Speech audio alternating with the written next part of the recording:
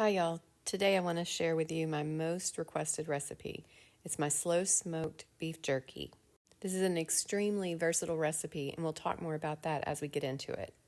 I've listed the ingredients here, but I have the full recipe at the end. Put all those ingredients into a stock pot and boil it just long enough so that they all dissolve. Be sure to let it come to room temperature before you add any meat to it. Let's talk about what cut of beef to use.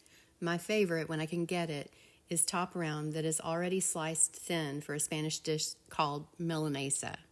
You can use other cuts, top or bottom round, eye of round, London broil. The key is making sure that it's sliced thin, between 1/8 and 1/4 of an inch. And you can also ask your butcher to slice it for you. Whatever cut of meat that you choose, just make sure that you trim any excess fat off of it. That's why I like this milanesa cut, because that's already been done for me.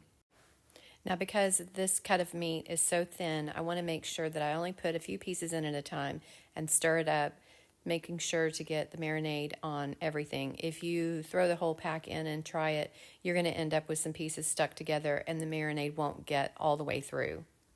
So as I start out, I use a spoon to push it down, get the marinade worked in, and then eventually I will just get my hands in there because I'll have added so many pieces of meat that it's easier to manage that way.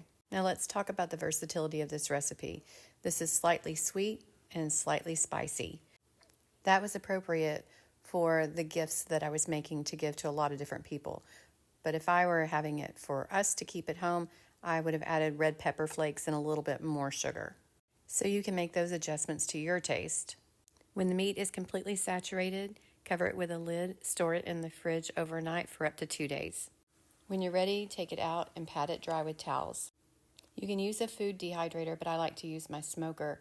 I put it in at 180 for about 4 hours, and I switch the racks about midway.